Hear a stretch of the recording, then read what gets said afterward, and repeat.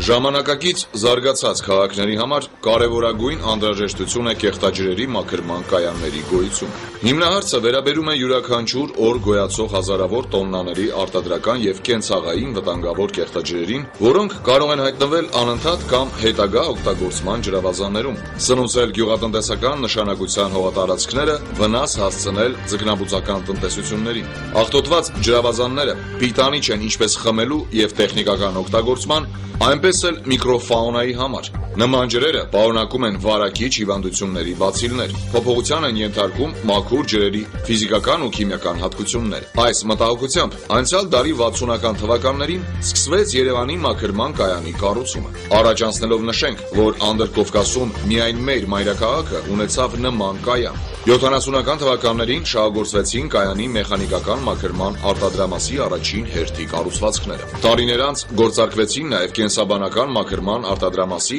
առաջին հերթի կառույցները։ Արհեստավար շահագործող եւ ինժեներատեխնիկական անձնակազմի ջանքերով 80-ական թվականներին կայանը ապահովում էր մաքրման մինչև 80% արդյունավետություն։ 80-ական թվականներին պահանջ առաջացավ ընդլայնելու կայանի հնարավորությունները եւ սկսվեց երկրորդ հերթի շինարարությունը։ Մաքրման այս նոր կայանի թողունակությունը պետք է լիներ օրական 750,000 խորանարդ մետր։ Եթե առաջին կայանի շինարարությունը արժեցել էր 13 միլիոն ռուբլի, ապա երկրորդի արժեքը 37 միլիոն ռուբլի էր։ Այդ գումարից իրացվեց 12 միլիոնը, որից հետո խորհրդային պետության քայքայման հետ շինարարությունը կանգ առավ։ Ընդ որում երկրորդ հերթի շինարարությունը ընթանում էր այն ժամանակ, երբ գործող կայանը վերանորոգման նպատակով լուրջ ներդրումների կարիք ուներ։ Եվ կարելի է ասել, որ փաստորեն նորի կառուցումը տեղի էր ունենում հնի քայքայմանը զուգահեռ։ Երկրում սկիզբ առած հետագա իրադարձությունների պայմաններում կիսակառույցը մատնվեց անտերության, քայքայվեց մինչև հիմքը ու թալանվեց։ Մաքրման կայանն այսօր նման է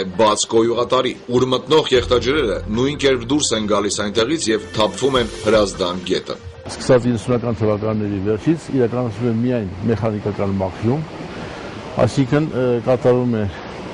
16 մմ-ից մեծ խոշոր մասնիկների ջրից անջատում բռնման հեռացում եւ դեղմի եւ ավազի նստեցում ավազորսիչներում, որից հետո կեղտաջուրը ամբողջովին նետվում է գնում է Հրազդան գետ։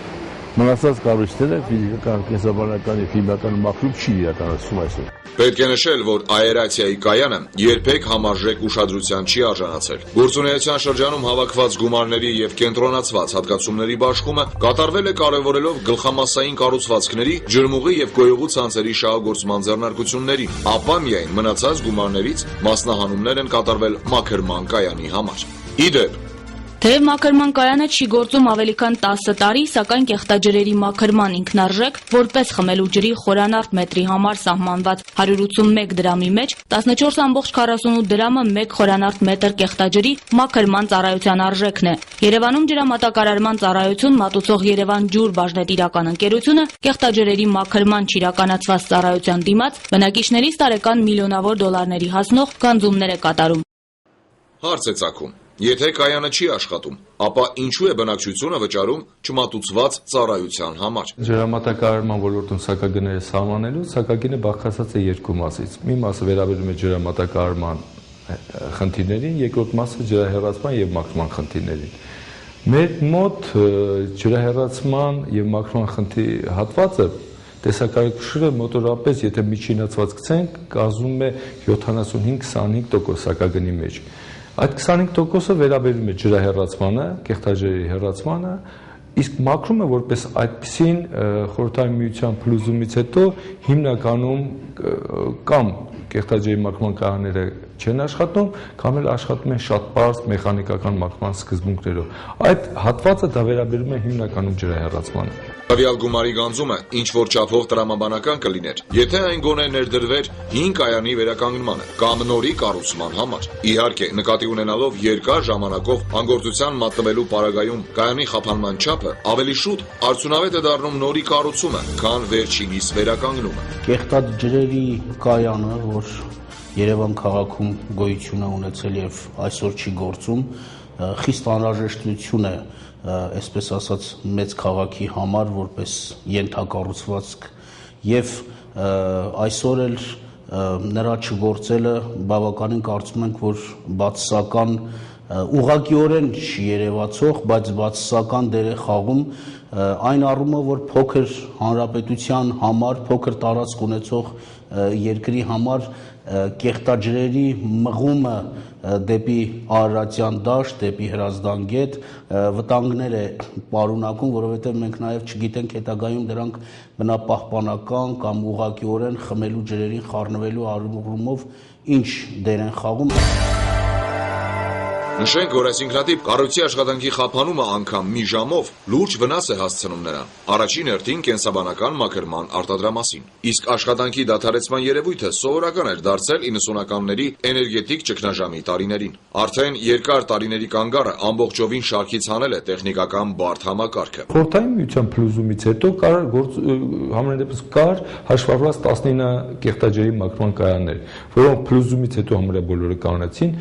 որոշ բացառությամբ աշխատում էր համակարգը Երևանի աերացիայում, մնացած կոյուղու մաքրման կայանները որպես կանոն չեն գործել։ Բացի դրանից եւս 10 մաքրման կայանների անհրաժեշտություն կա, այսինքն շուրջ 30 մաքրման կայանների անհրաժեշտություն կա հանրապետությունում։ Հանուն ճշմարտության պետք է փաստել, կայանի խափանման գործում քիչ դեր չի խաղացել նաև հիմնարկ ձեռնարկությունների եւ բնակիչների անպատասխանատու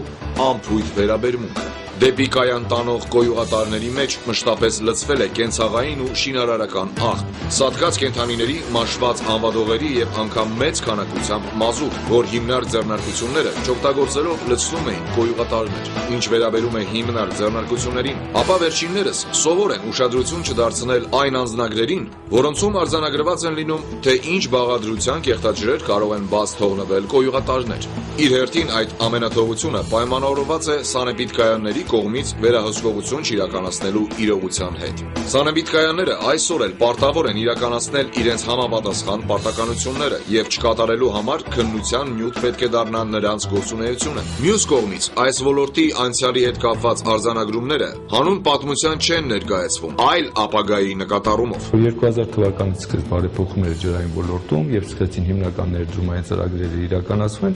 եւ առաջի փուլում հիմնական ուշադրությունը դարձվեց խմելու ջրի համակարգին։ Ինչու՞, որովհետեւ մարդը առաջին կարիք ունի ջրի։ Եթե դու ջրի հարցը ծորակը երբ որ բացում ինքը ջուր չի տեսնում, ապա քիչ հավանական է, որ այդ մարդը կարող է բնապահպանական խնդիրների տակ պատրաստակամություն ցուցաբերի վճարումը կատարել։ Ներկայումս պետությունը մտորում է կեղտաջրերի նոր կայանի կառուցման մասին։ Մաքրման կայանի զարգացման համար նախատեսված է մոտ 10.5 միլիոն եվրոյի կարգի գումար, որը տրամադրվելու է ֆրանսիական կառավարության կողմից որպես արտոնյալ վարկ զարգացող երկրների համար, սակայն կատարվել են իր որոնողական աշխատանքներ, իսկ գումարտային որոնումներ, շինությունների, կոնստրուկցիաների ուսումնասիրություններ եւ ներկայումս դա մնացած աշխատանքները երբ սկսվեն չեմ կարող ասել։ Բացի այդ հիշատակված ծրագրերից նախատեսվում է հաջորդի երկու առաջնայինները, որը ջերմուկն են եւ Դիլիջանի մաքրման կայանները։ Քաղաքակիրթ մեգապոլիսի համար խիստ անհրաժեշտ եւ տասնյակ միլիոններ արժեցող նման կառույցի ստեղծումից առաջ պետք է նկատի ունենալ անցյալի դասերը եւ ի սկզբանե նախաձեռնել համապատասխան կանխարգելիչ միջոցառումներ։ Դա բավականին լուրջ ծախսատար կառույցներ են, որը ոչ միայն ներդրման առումով, նաև շահագործման առումով, հետագայում դու ներդրման գումարներն էլ դու պետք է հայտատեսու հետ վերադարձնես եւ բացի այդ նաև պահպանման եւ շահագործման ծախսերը, որ ասի բավականին թանկ հաճույք են։ Այդ բոլոր դեպքում մենք կրում ենք այդ խնդիրները եւ այդ խնդիրները քայլ առ քայլ պետք է իրականացվեն։ Կայանը ես կարծում եմ, որ այո, այս անգամ պետք է նույնիսկ շատ ավելի հզոր լինի, շատ ավելի կատարելագործված լինի, որպեսզի, ինչպես ասեցի, հնարավոր լինի քաղաքի համար կարևորագույն մեկ խնդիր լուծել, որովհետև ասում եմ այդ կեղտաջրերը, որոնք ամեն օր գոյանում են Երևան քաղաքում, մեզ համար հայտնի չէ, ինչ հետագա, այսպես ասած, կյանք են ունենում դրանք, եւ մենք պետք է մեզ կարողանանք ապահովագրել առնվազն մաքրված ջուր ունենալով։ Չգործող կայանի միջով քաղաքի կեղտաջրերը անընդհատ հոսելով լցվում են Հրազդան գետը, որի ջրաքանակի մեջ զգալի զանգված կազմելով դրանք բավականին վտանգավոր են դարձնում գետի բաղադրությունը։ Դժվար է հաստատապես պնդել, որ հասնելով Արարատյան դաշտ, այդ ջրերը չեն խառնվում տարածքի ստորգետնյա ջրավազանների ջրերին։ Իսկ այդ ջրավազաններից խորքային պոմպերի միջոցով ջուր է արդյունահանվում։ Արդյունահանվող այդ ջուրը մղվում է Երևան, լրացնելու համար մայրաքաղաքի խմելու ջրի կարիքը։ Եթե անգամ ենթադրենք, թե կեղտաջրերը այսօր չեն ներթափանցում այդ ջրավազաններ, հնարավոր չէ բացառել, որ նման բան տեղի չի ունենա օրինակ ամենուր անհանգիստ դարձած երկրակեղևի տեղաշարժերի դեպքում։ Ընդունելով աերացիոն կայանի չգործելու իրողությունը, ցանկության դեպքում դժվար չէ վթարային այն է կայանը շրջանցող թողարկից առաջ կեղտաջրերի վարակազերծումը հեղուկ քլորի միջոցով։ Մանավանդ որ համապատասխան բաղադրության հեղուկ քլոր ներկրելու անհրաժեշտություն չկա, այն արտադրվում է Նաեդիդ գործարանում։